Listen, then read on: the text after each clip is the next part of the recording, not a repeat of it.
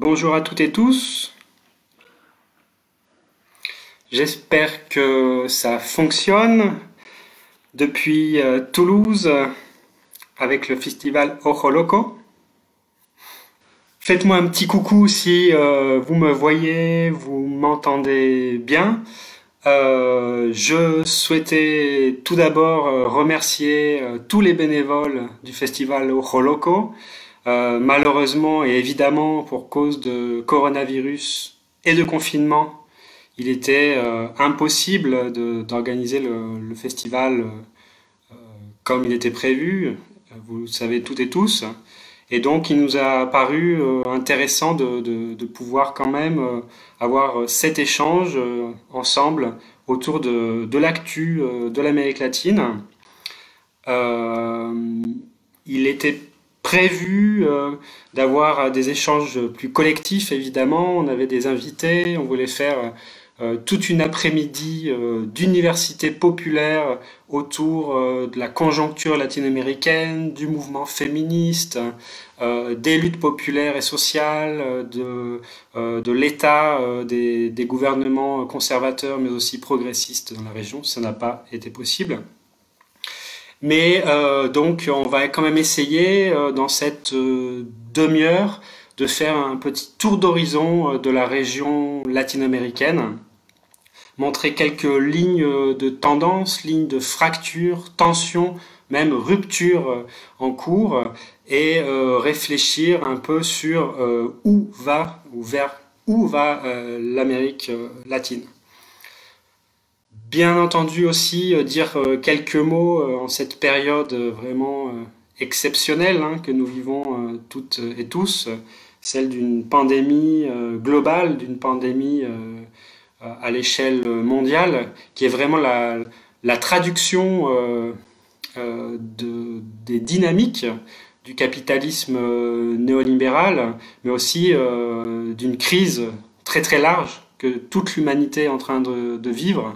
En fait, ce qu'est en train de faire ce coronavirus, c'est un effet de révélateur des tensions, des inégalités et de notre système économique, social, de notre civilisation, comme diraient les peuples indigènes, amérindiens, autochtones de l'Amérique latine. Et c'est aussi cette crise de civilisation qu'on est en train de vivre aujourd'hui de manière accélérée. Euh, D'une certaine manière, là aussi, l'Amérique latine va être en première ligne dans les prochaines semaines. J'y reviendrai à la fin de mon intervention. On le voit très bien en Europe, à quel point le coronavirus révèle l'état de nos systèmes de santé, l'état de notre économie, les inégalités sociales, territoriales, raciales, de genre. Et l'Amérique latine étant le continent le plus inégalitaire de la planète, on peut facilement imaginer le danger qu'incarne cette pandémie à l'échelle régionale. Et on essaiera aussi de voir quelles ont été les réactions des différents gouvernements face à l'épidémie en cours. Sur ce point, je vous conseille les textes de Daniel Tanuro, belge. On en a publié quelques-uns sur le site de la revue Contretemps. Et il montre à quel point il faut lier crise climatique, épidémie et néolibéralisme à l'échelle globale. Je pense que c'est en ces termes qu'il faut qu'on réfléchisse pour penser le monde d'après, si on est capable de le faire, et les alternatives aussi. Alors, pour moi, penser l'Amérique latine, c'est ce que je travaille dessus depuis plusieurs années. Je suis actuellement enseignant-chercheur à l'université de Toulouse. J'en profite pour saluer les amis et les collègues de Grenoble, où j'ai travaillé et enseigné longtemps. J'en profite aussi pour saluer les amis évidemment de Ojo Loco, je l'ai dit, et de France Amérique Latine, avec qui, depuis très longtemps, on essaie de penser collectivement le continent et aussi les solidarités avec les peuples latino-américains. Ça fait dire d'où je parle aussi, donc je suis membre de la revue Contretemps, et puis au cours des 10-12 dernières années, on essayait de penser collectivement les gauches, les mouvements populaires, les dynamiques sociales et politiques en Amérique latine, En 2008, on avait publié, vous l'avez peut-être vu passer, un bouquin qui s'appelait Le volcan latino-américain, qui à l'époque avait pour sous-titre Gauche, mouvements sociaux et néolibéralisme en Amérique latine. Ensuite, il y avait eu un petit bouquin en 2013 aux éditions Sileps sur Amérique latine, émancipation en construction, une autre réflexion collective sur un moment, 2012-2013, où on pensait encore qu'il y avait tout un ensemble d'expérimentations par en bas qui pourraient freiner la montée en force des droites et des forces conservatrices. Et là aujourd'hui, en fait, je vais vous parler à partir d'un petit essai qu'on vient de publier aux éditions Sileps, donc qui s'appelle Fin de partie, Amérique latine, les expériences progressistes dans l'impasse. Vous trouverez sur la page de Ojo Loco plus de détails et aussi plusieurs textes complémentaires pour approfondir en fait ce que je vais vous dire très très brièvement dans une petite demi-heure de temps.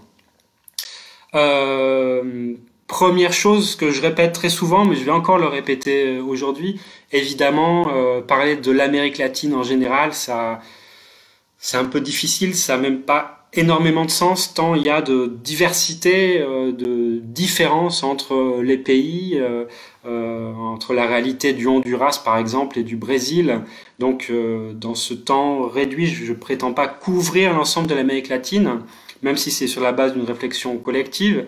Je vais plutôt approfondir, notamment les pays que je connais le mieux, plutôt vers l'Amérique du Sud, et en montrant quelques tendances générales, mais sans aucune prétention d'avoir une vision totalement globale. Ça serait tout à fait impossible dans le temps qui m'est imparti. Donc ce petit essai qu'on a sorti à trois, donc avec Massimo Modonesi qui travaille au Mexique, Jeff Weber au Canada et donc moi-même, c'était pour essayer de dresser un petit bilan de ce qu'on a pu appeler le tournant à gauche de l'Amérique latine et plus exactement et plus foncièrement le moment progressiste latino-américain. Si on regarde de manière chronologique, si on essaie de faire un peu une généalogie de cet âge d'or progressiste en Amérique latine, on pourrait dire qu'il va depuis l'élection de Hugo Chavez en 98 jusqu'à son décès en 2013, c'est en tout cas une chronologie possible. On pourrait faire commencer cette chronologie dès 94 avec l'insurrection dans le sud du Mexique des zapatistes, le Ya Basta zapatiste contre le néolibéralisme, contre les accords de libre-échange avec le Canada et les États-Unis. Mais en tout cas, dans une région très instable politiquement, où il y avait une forte tradition aussi de lutte de classe, de lutte sociale, de lutte populaire, assez explosive, mais aussi de gouvernements qui très souvent ne finissaient pas leur mandat. La période progressiste, disons, des années 2000-2010 a été un moment de grande stabilité politique, de croissance économique et de réduction des inégalités. Si bien qu'on a vraiment vu ce qu'on a appelé à un moment une vague ou un tournant vers des gouvernements dits progressistes ou nationaux populaires ou de centre-gauche, suivant comment on voulait les caractériser et suivant aussi les orientations de ceux qui cherchaient à les analyser, évidemment, puisque là, il y a des défis d'ordre politique dans l'analyse de la conjoncture. Donc, je ne vais pas revenir dans le détail sur toute cette période, mais quand même insister sur quelques éléments.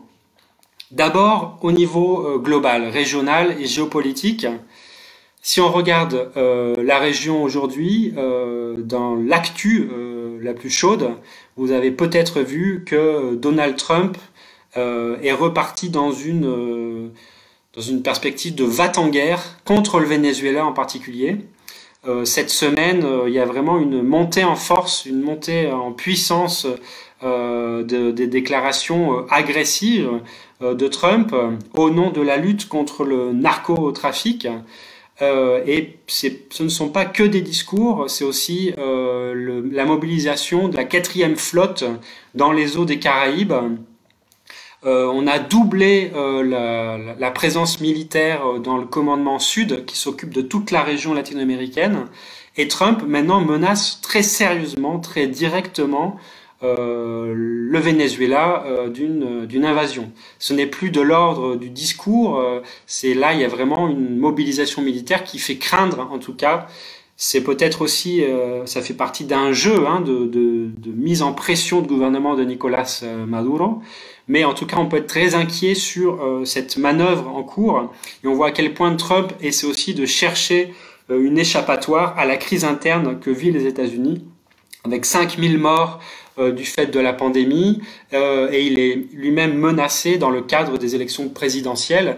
Et donc, une fois de plus, l'Amérique latine devient une sorte de bouc émissaire pour essayer de remobiliser un électorat, notamment celui de la Floride, mais bien au-delà.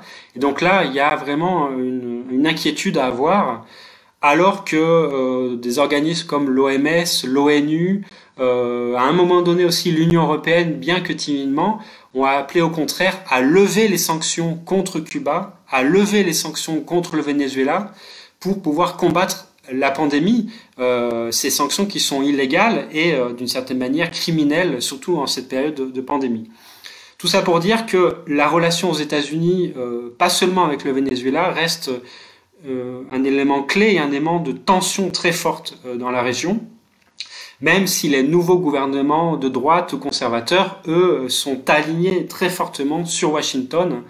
Et on le voit autour d'alliances comme l'Alliance du Pacifique, plus récemment le groupe de Lima, qui a aussi cherché à déstabiliser le gouvernement considéré comme illégitime de Nicolás Maduro au Venezuela. Et encore plus récemment, le groupe dit Pro-Sud, lancé par le président multimillionnaire chilien Sebastián Piñera. Donc, il faut regarder ce qui se passe de ce côté-là. Un autre élément, évidemment, c'est réfléchir à la nouvelle place de la Chine dans la géopolitique latino-américaine. Il y a eu des très bons textes, je vous y renvoie, en français, de Frédéric Thomas, du Centre Tricontinental en Belgique, ou de Christophe Ventura, de l'association Mémoire des Luttes, qui montre à quel point la Chine est un acteur maintenant clé, le premier partenaire commercial de géants comme le Brésil, du Chili. Il est devenu deuxième partenaire commercial du Pérou, de l'Argentine ou du Mexique. Donc il y a une nouvelle géopolitique qu'il faut vraiment prendre en compte pour penser la région. Et ce qui est, toujours pour parler un peu de l'actu géopolitique, assez inquiétant, c'est cette position de Trump contre Cuba et qui veut pousser à son avantage alors que les gouvernements progressistes sont en recul, en reflux ou en crise. Et c'est ce sur quoi je vais revenir dans un instant. Autre élément d'inquiétude, le processus de paix en Colombie. Là, qui est vraiment plus qu'à l'arrêt, en plein recul, et ça c'est vraiment catastrophique, non seulement pour la Colombie, mais pour toute la région. Alors, sur ce bilan des progressistes, c'est ce qu'on a appelé dans le bouquin fin de partie, point d'interrogation. Au cours des 3-4 dernières années, on disait qu'il y avait une fin de cycle. Après la montée en force de gouvernements de centre-gauche, on a eu le Venezuela, la Bolivie, l'Équateur, on a eu Lula, le Parti des travailleurs au Brésil, le Front large en Uruguay, le Nicaragua avec Ortega, etc. Donc une multiplication de gouvernements qui critiquaient l'agenda de Washington, qui critiquaient le consensus néolibéral, le consensus qui disait que le FMI devait régler les affaires économiques de l'Amérique latine. Cette remise en cause-là, qui a été le produit de grandes mobilisations populaires des années 90 et du début des années 2000, de grandes explosions populaires aussi, rappelons les explosions populaires de la Bolivie, de l'Argentine, au moment de l'effondrement économique néolibéral des années 2001.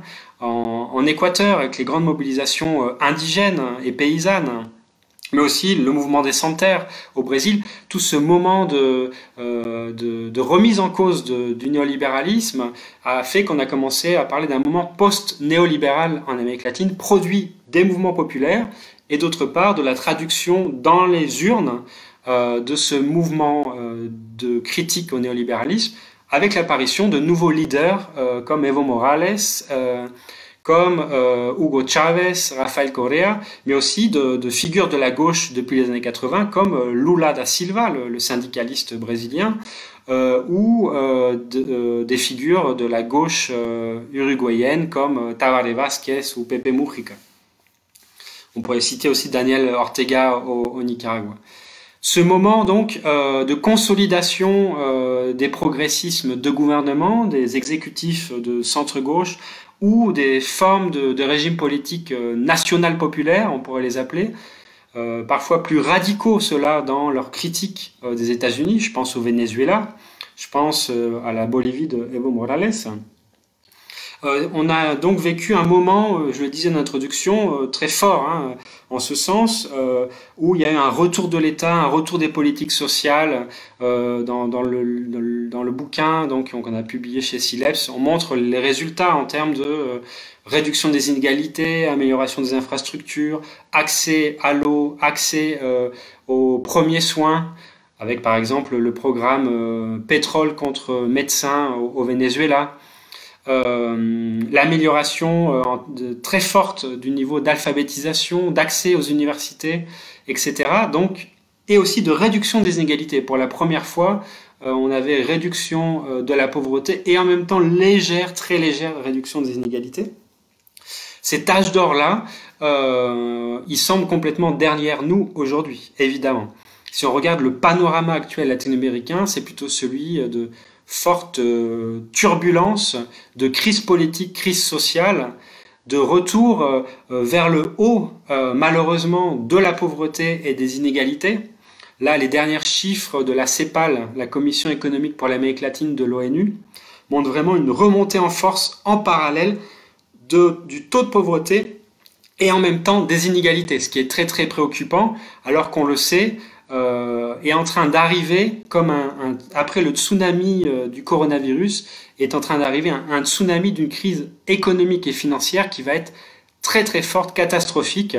Sur ce point, il y a des articles de l'économiste Éric Toussaint, du Comité pour l'abolition des dettes Belgique, qui montre vraiment qu'on est au bord d'un effondrement très très fort, en tout cas d'une crise économique mondiale de nouveau, comme en 2008, et plus fort qu'en 2008. Donc là, c'est très inquiétant. Ces processus donc progressistes qui avaient amélioré très fortement les conditions de vie de plusieurs dizaines de millions de personnes, presque 30 millions de personnes au Brésil qui ont eu accès au programme Fin Zéro, par exemple, sous Lula et sous Dilma Rousseff. Tout cet héritage-là semble s'être en partie évanoui, malheureusement, et on montre aussi l'absence de transformation structurelle pendant cette période-là. Et c'est un vrai problème et une première leçon peut-être pour la région. Donc il y a eu un moment où on parlait de processus en dispute, de processus progressistes en dispute entre des tendances plus conservatrices et des tendances plus radicales qu'on qualifiait d'anti-impérialistes, de post-néolibérales. Si on regarde aujourd'hui, effectivement, la situation est très compliquée. Parce que le constat, c'est que cette forte amélioration, là je renvoie au chapitre 2 qui est fait par Jeff Weber dans notre essai, cette amélioration des conditions de vie, elle s'est faite en parallèle au boom des matières premières, au boom du prix des matières premières, et où les rentes pétrolières, minières, agro-industrielles, le soja brésilien, argentin, etc., ont permis d'engranger vraiment des devises très fortement pour ces gouvernements progressistes. et commencer à les redistribuer ou à les injecter dans des programmes d'assistance pour les plus pauvres, dans des programmes de construction d'infrastructures, par exemple les autoroutes et les ports en Équateur sous la révolution citoyenne de Rafael Correa. Donc il y a eu parallèle entre la stabilité des mouvements progressistes, cet âge d'or, et le boom des matières premières. Et évidemment, au moment du retournement de tendance, on a vu toute la fragilité, le niveau de dépendance de ces expériences nationales populaires ou progressistes au bien commun naturel. Je préférerais parler de bien commun naturel plutôt que de ressources naturelles. Et donc on voit là une tension très très forte. Je renvoie aux travaux de Marie-Stella Svampa, par exemple.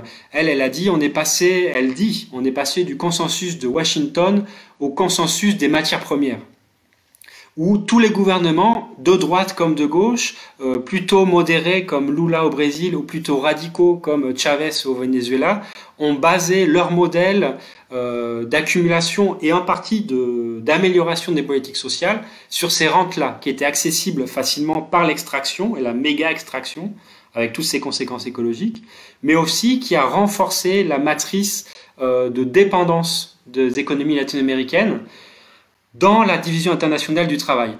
Et évidemment, je ne suis pas en train de dire que c'est une nouveauté, que ce sont les gouvernements progressistes qui ont inventé cette dépendance. C'est un héritage direct déjà de l'époque coloniale, évidemment. C'est un héritage direct de l'échec des industrialisations des années 40-50 qui avaient tenté d'industrialiser certaines économies, notamment les plus fortes comme le Brésil, le Mexique, l'Argentine.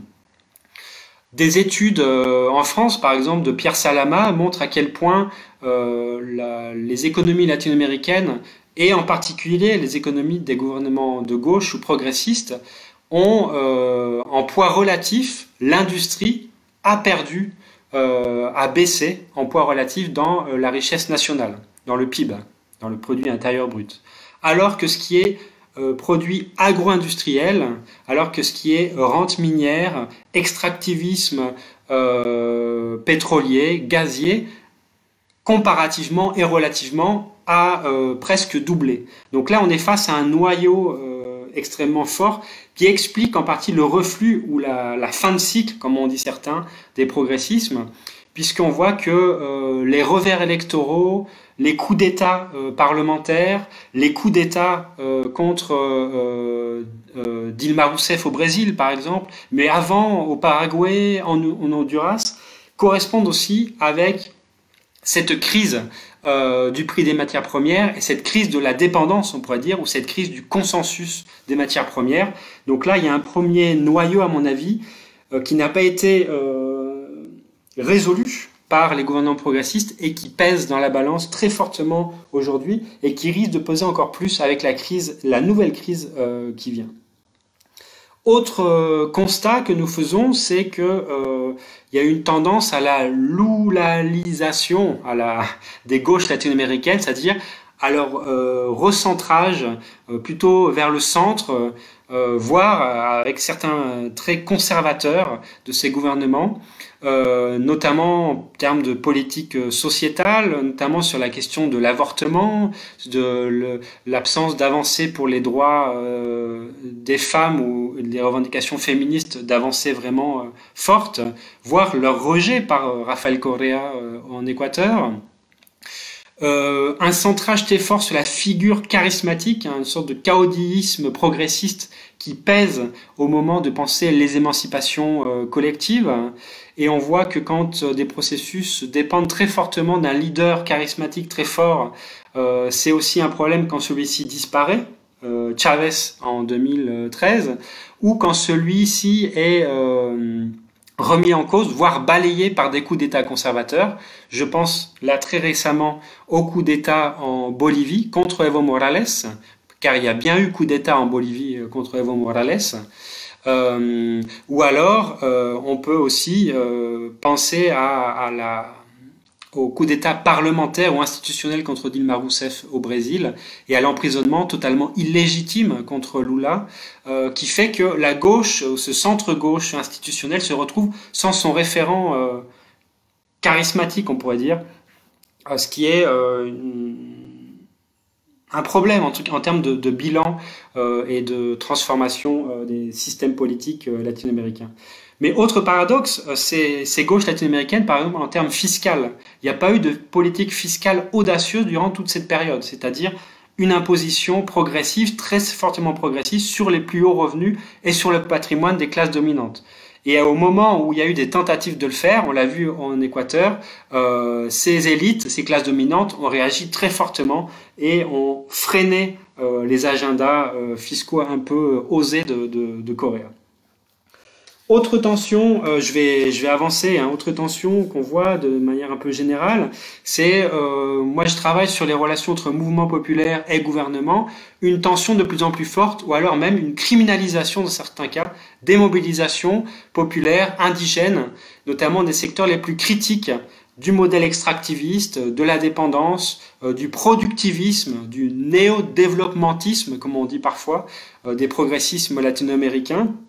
À chaque fois qu'il y a eu des dissidents qui venaient de l'écologie, qui venaient des mouvements indigènes aux syndicaux, il y a eu une tendance à criminaliser par le discours, des discours très forts de Álvaro García Linera, vice-président en Bolivie, contre tous ceux qui critiquaient le modèle de développement bolivien, en disant que c'était des écologistes qui n'avaient pas compris ce qu'était la transformation sociale en Amérique latine, ou la même chose de la part de Rafael Correa, on se rappelle ses phrases sur les écologistes infantiles, qui seraient des terroristes contre le modèle de développement équatorien. Donc il y a une tendance à criminaliser les dissidences au sein même des gauches. Voyons au Venezuela ce qu'on a appelé le chavisme critique ou le chavisme populaire, à quel point il a été évacué, expulsé du PSUV, le grand parti socialiste unifié du Venezuela, qui est devenu une grande machine verticale avec aucune démocratie interne. C'est un vrai problème. Et peut-être que l'exemple le plus dramatique en ce sens de progressisme qui criminalise les luttes de leur peuple, c'est le Nicaragua.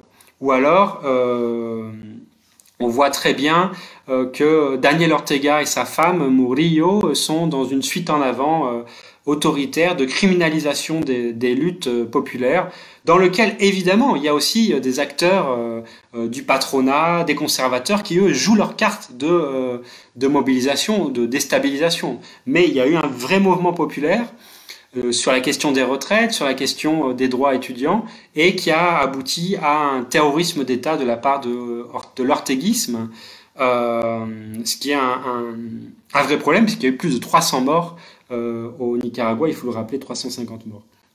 Autre difficulté pour ces centres-gauche, la corruption. La corruption qui reste structurelle, qui n'a pas été dépassée, même qui s'est renforcée dans certains cas.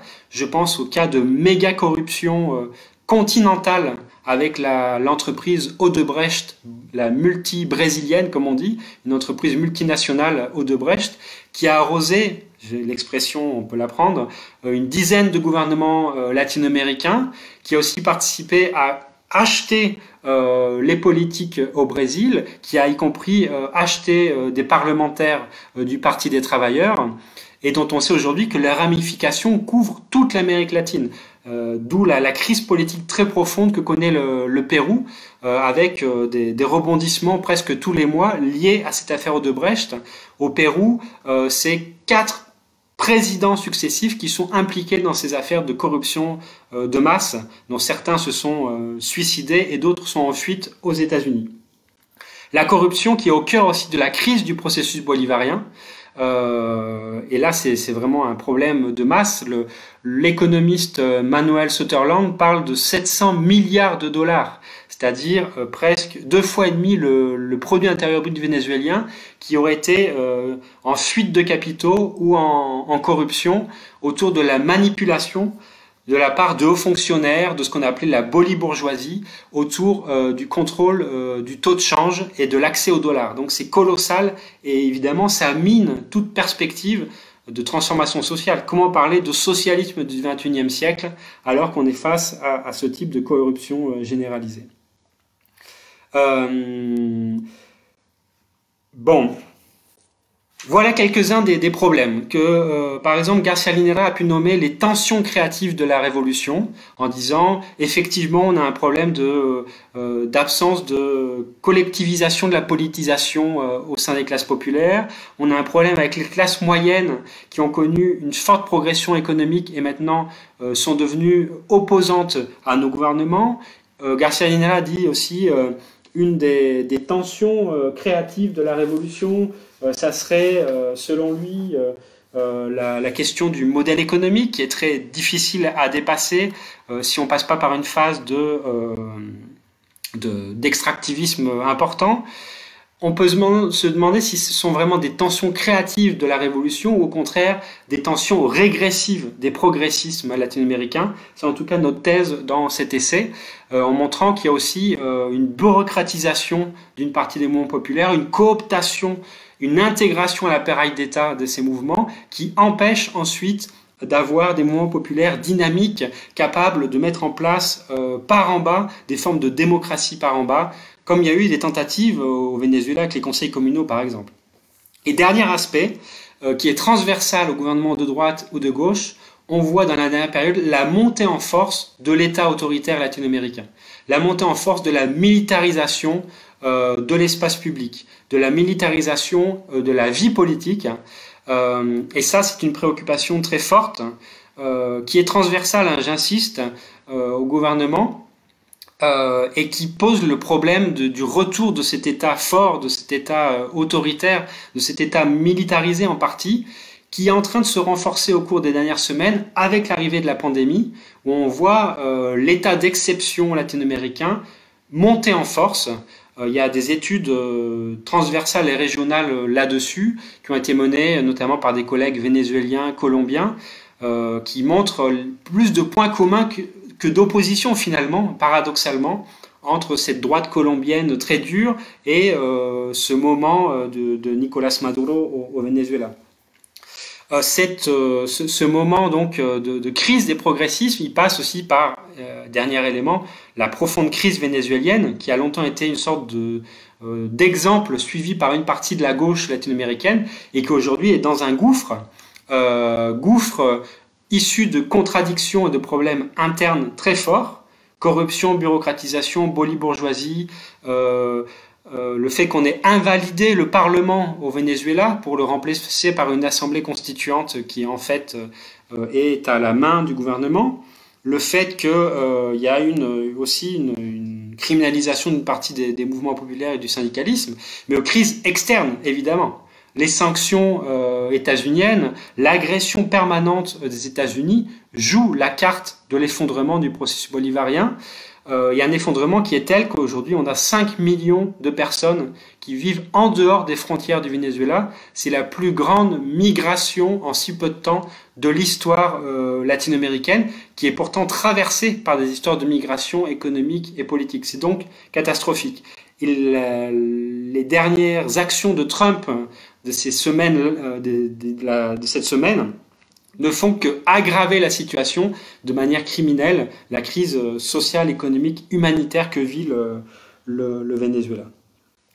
Dernier point, c'est donc cette montée en force des conservatismes et des gouvernements dits de droite ou d'extrême droite. On voit que sur la base d'une perte en partie de la dynamique qu'il y avait eu dans la première période entre mouvements populaires et gouvernements dits progressistes, ce perte de lien, voire ces tensions, la question de la crise économique que vivent aussi les Latino-Américains et ces gouvernements-là, dans ces brèches-là se sont insérées les oppositions des oligarchies traditionnelles, des forces conservatrices, des églises évangéliques, qui ont repris du poil de la bête, qui était un peu not out pendant un certain temps face à l'hégémonie progressiste. Et là, face à la crise d'hégémonie, elles sont de retour en force. L'exemple le plus paradigmatique, évidemment, c'est le Brésil. L'arrivée de cet obscur militaire qui était Bolsonaro, qui a été parlementaire pendant des années, mais toujours ultra minoritaire, considéré comme vraiment l'extrême droite sans avenir au Brésil, Le fait qu'il soit aujourd'hui président de la première puissance latino-américaine, ça montre l'ampleur du phénomène, l'ampleur de la crise, et comment en quelques années le Parti des travailleurs a pu être écarté de l'exécutif, très fortement fragilisé, au travers d'actions totalement illégales et illégitimes, le coup d'État parlementaire contre Dilma Rousseff, l'emprisonnement de Lula da Silva, qui lui aussi, et c'est démontré aujourd'hui très largement, est complètement illégal. Donc on a déplacé brutalement ces progressismes. On peut dire que la bourgeoisie brésilienne a dit, dans le cadre de la crise économique mondiale, ya basta, on ne veut plus de ce parti des travailleurs qui ménage la chèvre et le chou, qui redistribue un peu aux pauvres, tout en maintenant la structure sociale inégalitaire de classe du Brésil, qui a très bien traité d'ailleurs les dominants au Brésil, qui a très bien traité Monsanto et l'agro-industrie. Ils ont dit, cet équilibre-là, ce pacte-là, comme le dit André Singer, le loulisme comme pacte social, n'était plus possible dans le cadre de la crise économique. Et donc, il y a eu rupture et dans cette brèche s'est inséré un démon qui est sorti de sa boîte, c'est Bolsonaro. Et pour le remettre dans sa boîte, ça va être très difficile. Alors qu'on a un parti des travailleurs qui est très fortement fragilisé et un mouvement populaire qui l'est lui aussi, face à une répression sans nom contre les mouvements LGBTI, contre les féministes, contre le mouvement syndical, contre le mouvement des sans-terre. Peut-être qu'une figure qui pourrait incarner tout ça, c'est Marielle Franco, qui a été assassinée et dont on sait qu'elle a été assassinée par le clan Bolsonaro. Et donc le Brésil, c'est un peu la pointe avancée de ce reflux conservateur ou ultra-conservateur, voire fascisant, qu'on voit en partie dans toute la région avec des nuances. Et les nuances sont importantes évidemment, puisqu'on a vu qu'en Argentine, l'expérimentation néolibérale radicale de Macri n'a duré que le temps d'un mandat. Elle était catastrophique pour l'économie argentine. La dette a complètement explosé, la dette externe. Le pays est aujourd'hui incapable de rembourser sa dette au FMI. Et il y a un retour d'une force péroniste de gauche ou de centre, avec de nouveau Cristina Kirchner, qui est désormais vice-présidente, et Alberto Fernandez. Donc, on est dans une phase de grise, disons. C'est pas vraiment un tournant à droite stricto sensu. C'est plutôt un mouvement de turbulence latino-américaine, de turbulence politique, sociale, économique, mais quand même où il y a une lame de fond très forte des conservatismes, des oligarchies, des forces religieuses réactionnaires, les évangéliques, qui sont vraiment très fortement à l'offensive. Ça pose la question aussi de l'accès à l'information et de l'oligarchie médiatique qui est centrale pour comprendre les campagnes politiques des droites latino-américaines. Elles contrôlent une grande partie des médias et au prix y compris de fake news, de réseaux sociaux qui alimentent une vision complètement fausse des rapports de force socio-politiques, sont prêts à en découdre et à balayer ce moment, cet âge d'or progressiste. Et l'autre contre-tendance, ça serait bien évidemment le Mexique. On voit arriver un progressisme tardif avec López Obrador, qui a été élu il y a 2 ans, et qui essaie d'incarner une sorte de centre-gauche à la mexicaine, mais dans un moment politique très compliqué au niveau régional, puisqu'il lui reste très peu d'alliés dans la région. Donc la situation est vraiment complexe, et je vais terminer là-dessus. Elle pose la question des mobilisations sociales, des mouvements populaires et des grandes révoltes qu'il y a eu dans la région dernièrement. J'en profite pour vous conseiller la revue France-Amérique latine, une revue trimestrielle. On a sorti donc un dernier numéro qui parle d'une Amérique latine en résistance et en rébellion. Et au dos de la revue, on reprend un schéma qui montre à quel point on est dans un moment d'explosion sociale tous azimuts. Au Honduras, en Haïti, au Puerto Rico, au Panama, en Colombie, en Équateur, en Bolivie, au Chili, au Nicaragua, on a vu des grandes explosions sociales, des grands mouvements populaires qui montre que un retour des luttes de classe, un retour des luttes de celles et ceux d'en bas, avec notamment le mouvement féministe qui est vraiment au cœur de cette réactivation d'une critique radicale. Il faut vraiment lire les féministes latino-américaines, les féministes décoloniales et communautaires latino-américaines, qui nous disent par exemple quand elles font le bilan du mouvement progressiste, il ne peut pas avoir transformation radicale des sociétés latino-américaines avec une forme patriarcale du pouvoir. Donc là, il faut vraiment réfléchir à ça. Il ne peut pas avoir transformation radicale et démocratique des sociétés latino-américaines si on maintient un État paternaliste, un État fort, un État qui peut menacer ses autonomies qui surgissent par en bas, ces expérimentations sociales et politiques qui sont multiples, les usines occupées, les conseils ouvriers, les conseils communaux au Venezuela, les médias communautaires et alternatifs, etc. Donc je suis en train d'arriver à la fin de mon temps, je vais vous laisser poser des questions. Moi, ça fait plusieurs années que je travaille notamment sur le Chili. Évidemment, au Chili, on est face à un moment clé de l'histoire chilienne de remise en cause de ce qui a été le laboratoire du néolibéralisme. Depuis octobre 2009, il y a eu une révolte populaire très profonde qui remet en cause cet héritage issu de la dictature, mais aussi de 30 années de démocratie néolibérale qui n'a pas résolu les problèmes fondamentaux de la population chilienne, qui a continué à avoir une éducation en partie privatisée, des fonds de pension. On mettra en ligne sur le site de Ojo Loco un texte qu'on vient de faire, un entretien que je viens de faire avec Jérôme Duval du CADTM justement, où l'idée c'est de regarder ce qui se passe au Chili pour regarder aussi ce qui se passe chez nous, avec les retraites, avec l'éducation. Et donc cette révolte populaire chilienne, elle incarne d'une certaine manière, pour finir, la possibilité d'un moment de démocratisation radicale qui remettra en cause cette fois directement le modèle néolibéral et qui questionne aussi toutes les limites de cet âge d'or progressiste. Alors, je vois qu'il y a déjà quelques questions et je vous en remercie. J'ai peu parlé de l'Amérique centrale et donc je n'ai pas évoqué le Salvador. D'une part parce que je ne me sens pas tout à fait qualifié pour détailler. Je travaille surtout sur l'Amérique du Sud.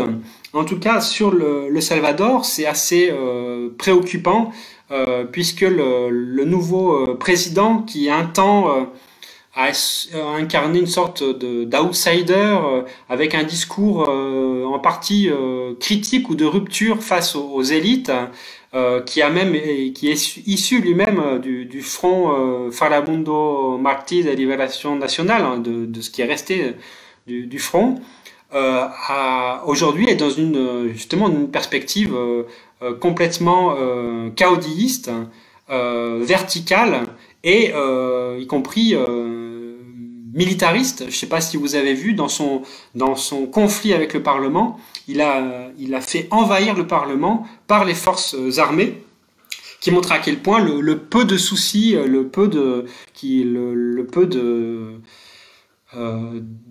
d'attention qu'il porte au Parlement. Et donc c'est tout à fait préoccupant, même si paradoxalement les mesures qu'il prend dernièrement sur le coronavirus sont plutôt assez positives d'après ce que j'ai pu en voir. Il y a une réaction très forte du pouvoir pour réagir à la pandémie, mais ce n'est pas contradictoire. On a publié plusieurs textes sur la revue Contretemps là-dessus qui montrent que la pandémie c'est aussi un moment de retour d'un État fort. Alors on pourrait dire heureusement, effectivement, un État qui essaie de réagir, mais aussi c'est un État fort au sens de l'état d'exception, le retour de l'état d'exception qui peut poser de forts problèmes pour les libertés fondamentales par la suite.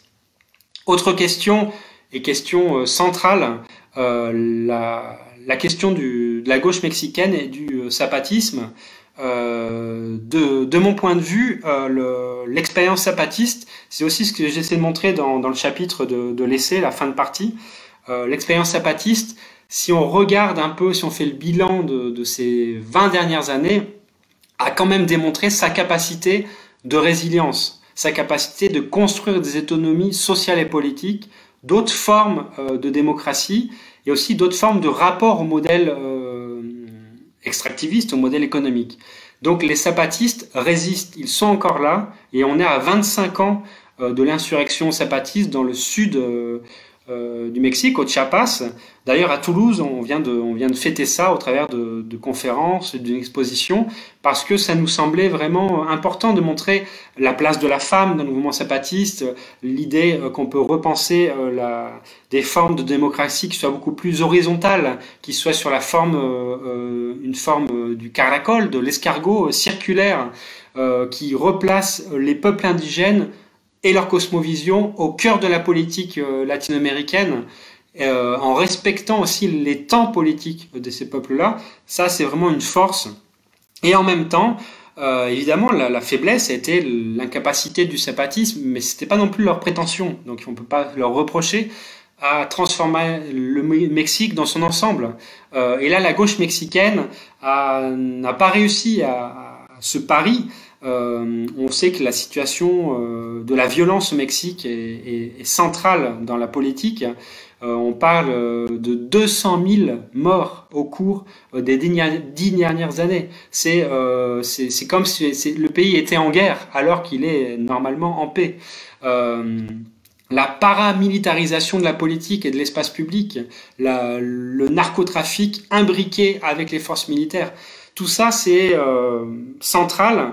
Et le défi de López Obrador, ce centre-gauche qui vient d'arriver au pouvoir, non, c'est celui-là. C'était déjà la question de la violence. De ce point de vue, il y a beaucoup de déceptions aujourd'hui. On voit que les défis sont énormes, hein, mais en même temps, beaucoup de déceptions. López Obrador a essayé de démilitariser la rue, mais en fait, il a remilitarisé en partie la police. López Obrador est sous la pression d'un géant, les États-Unis, et d'un homme politique complètement dangereux, Trump, qui l'a obligé à devenir le garde-frontière des États-Unis. Donc c'est la frontière sud du Mexique qui est devenue, disons, la frontière états-unienne quasiment, puisque c'est López Obrador c'est le gouvernement qui fait le tri maintenant des migrants, et c'est catastrophique pour un gouvernement de centre-gauche. Alors, il y a eu des mesures intéressantes de prise sur les droits syndicaux, le droit du travail, mais pour l'instant, c'est plutôt la déception qui règne au Mexique dans une grande partie de la gauche et du centre-gauche. Et donc, c'est une vraie difficulté, surtout alors que ce qui était la gauche radicale mexicaine et ses liens avec le zapatisme sont très dégradés. Il y a beaucoup de tensions. Et c'est un autre problème qui fait que les alternatives, au-delà du centre-gauche, seront très difficiles à construire, comme dans le reste de la région d'ailleurs. J'ai pas insisté là-dessus, et c'est une erreur. Effectivement, les gouvernements progressistes sont en crise, et ils ont rencontré beaucoup d'échecs, mais en même temps, à la gauche des gouvernements progressistes, ce qui est la gauche sociale, écologiste, politique, le chapitre de Massimo Modenesi revient là-dessus, même s'il y a eu des réflexions alternatives tout à fait intéressantes sur le post-extractivisme, le post-caudillisme, il n'y a pas de force encore pour porter une alternative aux droites radicales, aux extrêmes droites, mais aussi au progressisme de centre-gauche. Et là, c'est un vrai problème stratégique pour les gauches radicales latino-américaines. Alors, oui, justement, il y a une question là donc sur l'approchement entre gauche et mouvement écologiste. Marina Silva, de mon point de vue au Brésil, là, c'est une tentative d'un écologisme libéral, mais qui oui, laisse plus que dubitatif et qui semble incapable d'incarner une alternative à Bolsonaro et au Parti des travailleurs. Il y a l'expérience du PSOL, du Parti Socialisme et Liberté, qui a mis en avant l'idée de l'écosocialisme. Et là, à mon avis, c'est une force avec laquelle il faut compter, mais qui contrôle des mairies, qui a des parlementaires, mais qui est encore pas assez puissante pour dire, face à Bolsonaro, nous sommes l'alternative. Par contre, ce qui est intéressant du PSOL, c'est qu'il y a une politique unitaire, une politique de front uni avec toute la gauche, avec le Parti des travailleurs bien évidemment, qui est le centre de la gauche brésilienne, pour s'opposer à un gouvernement fascisant. et en même temps intégrer les problématiques écosociales, écosocialistes, comme le dit le PSOL. Alors, Alex demande, Alex qui est donc un Toulousain, que je salue, sur les liens entre les États-Unis et les gouvernements autoritaires latino-américains. Est-ce qu'il y a des rapprochements Bolsonaro-Trump? Ben, tout à fait.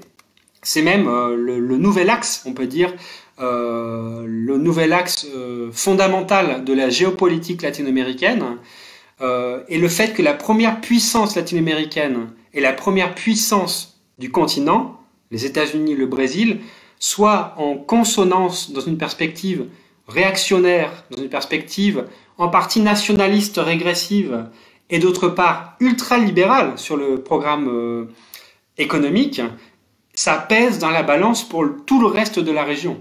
Et ça pèse dans la balance pour comprendre ce qui a été une des difficultés du processus bolivarien, par exemple. C'est la construction non seulement d'une alternative au Venezuela, mais à une échelle régionale. Il y a eu la tentative de l'alternative bolivarienne des Amériques, il y a eu la tentative de l'Union des nations sud-américaines pour peser sans les États-Unis de manière autonome et en même temps essayer de penser de manière la complémentarité, la coopération.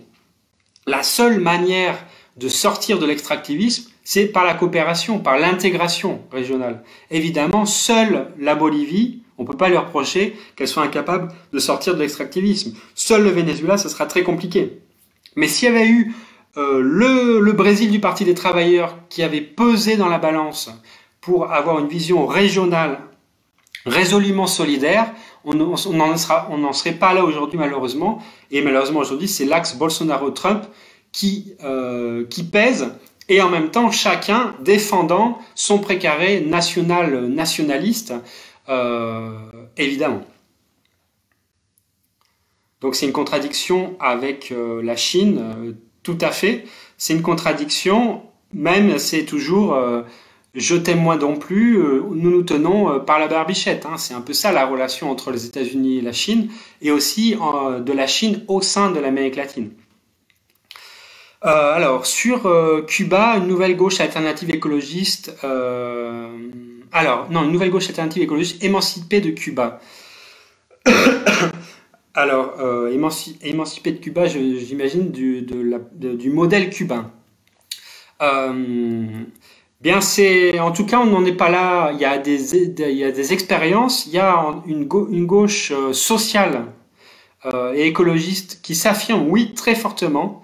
Les conflits socio-environnementaux autour des grands projets miniers, de l'agrobusiness, de la monoculture, du soja, de la canne à sucre transgénique, ces luttes-là sont très fortes de la part des paysans, de la paysannerie, sans terre ou avec peu de terre, de la part des communautés indigènes et de la part aussi des mouvements écologistes des villes. Mais à ce jour, il n'a pas une alternative politique. Elle ne s'est pas cristallisée dans une alternative politique. Et c'est là toute la difficulté. C'est-à-dire, on peut faire le bilan critique des progressismes, mais la question qui nous est toujours posée, c'est, mais alors, que proposez-vous? Que proposez-vous? Quelles alternatives?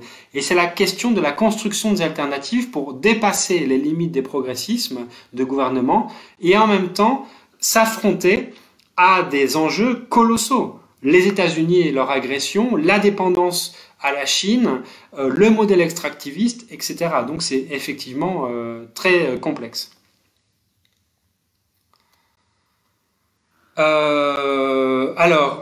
Sur le mouvement féministe, Alex et en même temps Quentin sur l'égalité femmes-hommes. Eh bien, de mon point de vue, le mouvement féministe, au cours des 5 dernières années, ça a été l'un des centres de la réactivation des mouvements populaires dans la région, notamment au Chili, en Argentine, au Mexique, mais aussi dans plusieurs pays de l'Amérique centrale et au Brésil. Les femmes et le mouvement féministe spécifiquement, un mouvement féministe qui est à la fois massif, et donc on rêve à un mouvement aussi massif en Europe, même si on a eu des grandes démonstrations en Pologne, en Espagne, un peu moins en France. Mais ce mouvement, il est massif et à la fois radical. Il est très fortement articulé autour de revendications spécifiques sur les droits LGBTI, QI, pardon, sur les droits de l'avortement libre et gratuit, sur le droit à l'autodétermination des corps et des territoires, et en même temps, il est global. Il parle du néolibéralisme, il parle de l'État et sa forme verticale et patriarcale, il parle de la nécessité de repenser le rapport à la nature. Donc c'est vraiment, par l'entrée du féminisme, c'est l'ensemble des thèmes sociaux qui sont traités et politiques, et donc ça c'est vraiment une force.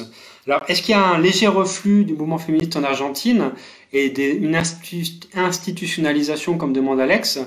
Le 8 mars dernier, on était dans un moment de transition politique puisque c'était l'arrivée du péronisme et la fin de l'ère Macri. Et oui, il y a une petite déception sur la question de la mobilisation. Fernandez a promis qu'il y aurait des avancées sur la loi de l'avortement. On verra si ça sera le cas. Il a promis et il semble qu'il va aller dans ce sens. Mais la revendication féministe dépasse très largement la question de l'avortement, qui reste centrale, mais va bien au-delà. Et donc c'est le féminisme autonome des forces politiques institutionnelles qui va être de nouveau dans les rues pour pousser et réclamer d'autres droits, comme il est dans les rues très fortement au sein de la rébellion populaire au Chili. Et donc sur les avancées égalité homme-femme, plutôt femme-homme comme dit Quentin, eh bien c'est quand même relatif. Elles sont fortes au sens où il y a le mouvement féministe a complètement bouleversé le champ politique en fait. Il a bouleversé les syndicats, il a bouleversé les partis. C'est impossible de revenir aux formes patriarcales traditionnelles. Ils se font immédiatement bousculer par la force du mouvement féministe. C'est la même chose dans les universités. On a vu des hommes blancs de plus de 50 ans se faire dénoncer pour le harcèlement, pour les abus qui se multiplient dans les universités, dans les entreprises, etc. Donc en ce sens-là, les femmes sont au devant de la scène, mais en termes structurels, la violence, les féminicides, les inégalités salariales, la précarisation de la vie, comme disent les féministes chiliennes, sont toujours très fortement ancrées pour les femmes dans toute l'Amérique latine, et le machisme, le patriarcat, la violence faite aux femmes aussi. Alors, Florencia demande sur les perspectives économico-sociales.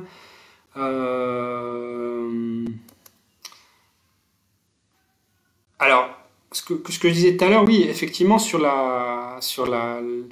peut-être que un des traits structuraux des difficultés ou des limites de l'âge d'or progressiste, c'est que la structure sociale n'a pas été transformée. La structure de classe, la structure aussi néocoloniale, la structure patriarcale n'ont pas été fondamentalement transformées.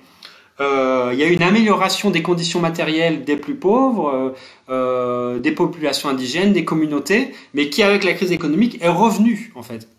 Et en l'absence, par exemple, d'une politique fiscale progressive radicale, c'est un premier exemple, en l'absence d'une transformation très forte des conditions de travail, des salaires qui ont été augmentés au Brésil ou au Venezuela, mais par exemple au Venezuela, qui ont été détruits par l'hyperinflation, eh bien, il n'y a pas eu cette transformation-là. C'est-à-dire que les oligarchies économiques, médiatiques, financières sont toujours là et ont une capacité de reprendre le pouvoir dès qu'il y a des brèches qui s'ouvrent. Et c'est ça le problème. Le défi, c'est comment transformer cette structure sociale inégalitaire. Par exemple, le Brésil, ce qu'on voit, c'est une remontée de relations sociales qui sont coloniales, qui sont aussi issues de l'esclavage, qui sont aussi issues de la dictature, de la militarisation, de rapports sociaux et raciaux et de genre qui remontent en fait, qui sont très traditionnels, conservateurs, inégalitaires, et qui remontent du fond de la société quand il n'y a pas justement ces gauches sociales et politiques, cette démocratisation par en bas qui est capable de les contrôler et de les faire reculer. C'est ça, à mon avis, le vrai défi. Et effectivement, c'est un défi colossal.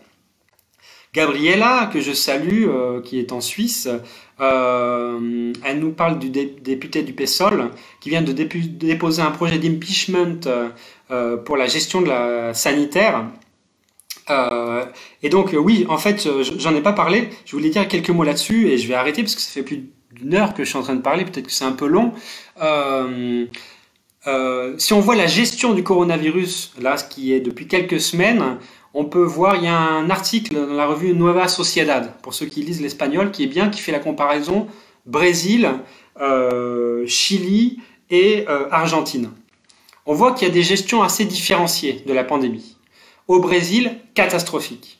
Un gouvernement Bolsonaro incapable, qui dans le négationnisme face à la pandémie en fait, qui a continué à faire des bains de foule, a même mobilisé ses troupes contre le Parlement, parce qu'il a un conflit sur la question du budget avec le Parlement, a mobilisé ses troupes contre le Parlement en pleine pandémie, alors que la pandémie commençait à se généraliser.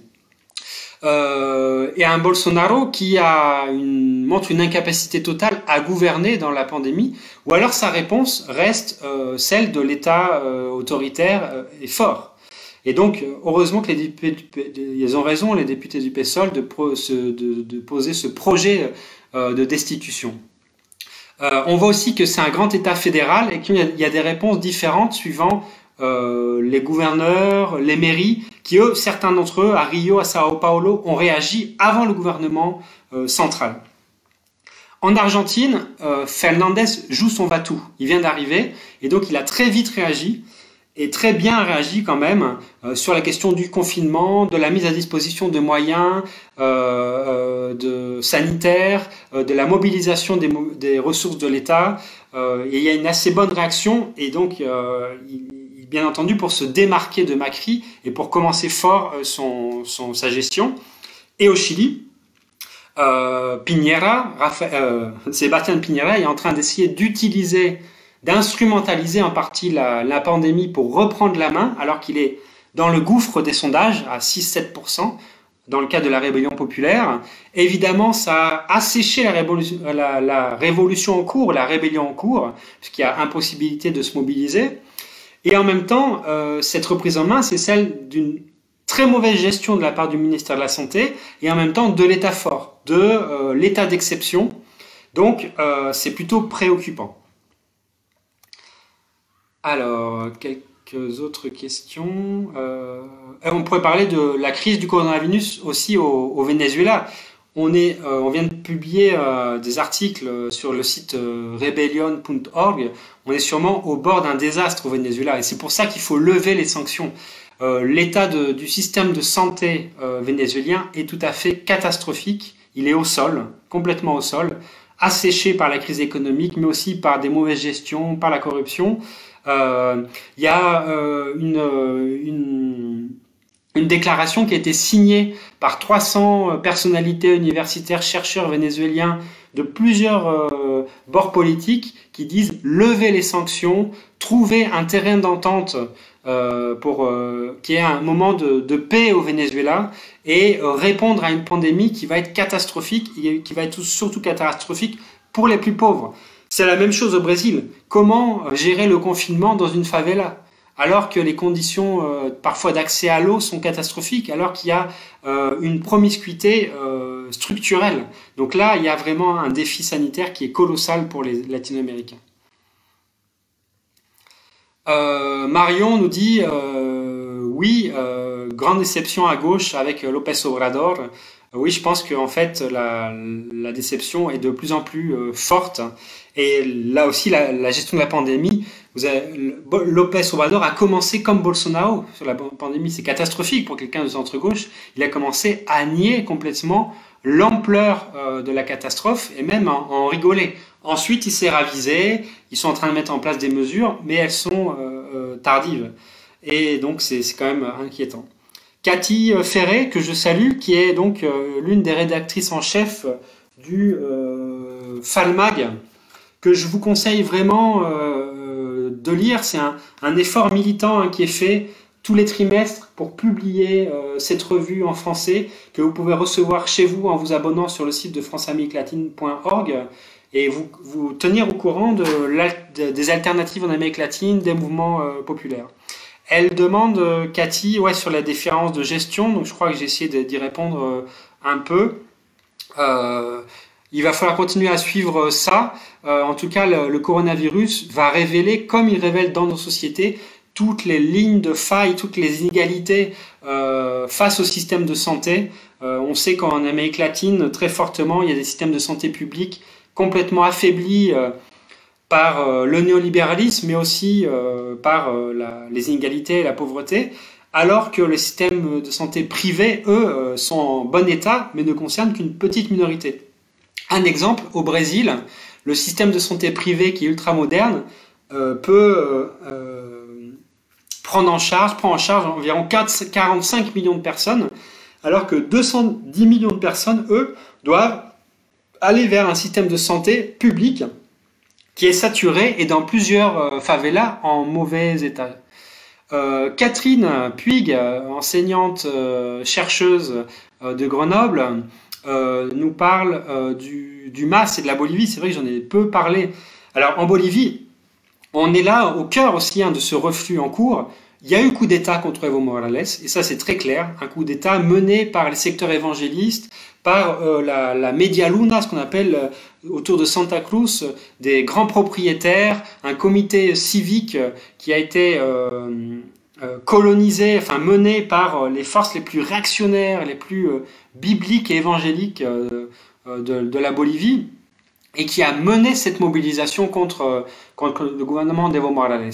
Mais en même temps, parce que là il y a un vrai en même temps, pas à la Macron, mais un vrai en même temps en termes de sociologie politique, c'est que on a vu que le MAS a perdu une partie de sa base sociale, une partie de sa base populaire, qui ne s'est pas mobilisée contre le coup d'État, qui ne s'est pas mobilisée en tout cas au moment de la destitution de Evo, et qui s'est ensuite mobilisée pour se défendre face à une vague fascisante, et avec des scènes horribles d'élus du MAS qui ont été traînés dans la rue, qui ont été humiliés dans la rue, de la violence politique à El Alto très fortement, avec plusieurs morts, alors que les populations étaient en train de résister.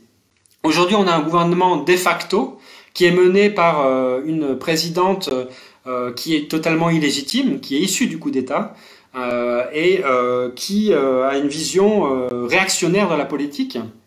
On sait qu'en mai, il va y avoir, en mai prochain, si le coronavirus le permet, des élections. Evo Morales ne pourra pas se représenter, mais il ne pourra pas se représenter, y compris, il y a un accord y compris au sein du MAS là-dessus. On a vu qu'une partie du MAS a lâché Evo pour parier sur Luis Arce avec le soutien d'Evo Morales. Luis Arce, qui était le ministre de l'économie de Morales pendant toutes ces années-là, qui est un peu monsieur développement économique. Sous Luis Arce, il y a eu un produit intérieur brut qui a été multiplié par 4 depuis les années 2005. La richesse nationale bolivienne a été multipliée par 4. C'est colossal. On est passé de 8-9 milliards à aujourd'hui plus de 35 milliards de dollars de PIB. Ça reste une petite économie, mais c'est quand même important. Et Luis Arce a toutes les chances d'être réélu face à une droite qui va des fascisants du comité civique de Santa Cruz jusqu'à Mesa, qui avait été le centre-droit, l'homme de centre-droit, ancien président, qui s'est présenté aux dernières élections présidentielles. Mais le MAS a payé, il me semble, une déconnexion croissante avec sa base, avec le mouvement populaire, et aussi l'entêtement, certains disent l'entêtement caudilliste d'Evo Morales de se présenter coûte que coûte, alors qu'il avait perdu le référendum de 2006. Mais à mon avis, le MAS a toutes les chances de revenir à la présidentielle s'il y a des élections qui sont transparentes, propres, puisqu'il reste très populaire au sein des classes populaires bolivienne, et surtout cette droite qui a mené le coup d'État a révélé son vrai visage. C'est un visage de revanche sociale et de revanche raciale contre les populations indigènes, contre ce qu'a incarné le MAS quand même. C'est une vision de décolonisation de l'État, de retour en force des politiques sociales, symboliquement de rendre plus digne la vie politique pour les indigènes, pour les classes populaires en Bolivie, même si avec là aussi des cas de corruption et un modèle économique qui était de plus en plus productiviste. On voit sur le lithium, sur l'ouverture aux produits transgéniques, agro-industriels transgéniques, etc. Voilà un peu ce panorama. Je vous remercie toutes et tous. Je remercie aussi une fois de plus le festival Ojo Loco de m'avoir accueilli à distance. J'espère que vous continuerez à regarder les films qui sont mis en ligne par Ojo Loco et à vous abonner donc à ces films.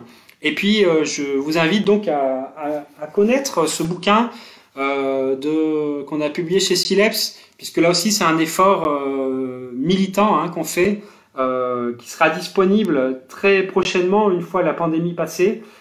Sur le site de Sileps ou sur la librairie La Brèche par exemple, à vous informer au travers du site de franceamérique-latine.org, mais aussi à vous abonner à Falmag et aller voir sur cette page que va mettre en place, qui est mise en place déjà par Ojo Loco, où je vais mettre plus de données, d'articles, de ressources si vous souhaitez réfléchir là-dessus, aller plus loin. Je remercie en particulier Quentin Richard qui a fait la gestion de toute cette Facebook Live, et aussi Hugo qui nous a aidé à mettre en place la technique hier et aujourd'hui, sans qui ça aurait été tout à fait impossible. Je vous souhaite à toutes et à tous un très bon confinement. J'espère que ce confinement va nous permettre de réfléchir sur nos vies, mais aussi sur dans quel modèle économique on vit. Il faut vraiment penser l'après-confinement. On a mis plusieurs textes en ligne sur Contretemps là-dessus. Il faut absolument qu'on sorte de cette civilisation complètement irresponsable dans laquelle on vit, qui nous conduit au pire. Et donc, il faut penser l'après très rapidement. Et aussi nos mobilisations, car je me permets ce petit écart, mais face à Macron et à son monde, il va falloir se mobiliser. Sinon, ce qui revient tout de suite après le confinement, c'est encore plus de bulles financières, de productivisme, de réforme des retraites, de remise en cause de nos droits sociaux, de la sécurité sociale. Donc, à très bientôt à tous, toutes et tous, dans la rue. La meilleure solidarité à avoir avec les luttes latino-américaines, c'est aussi de résister ici et maintenant. Ciao, ciao, merci à tous.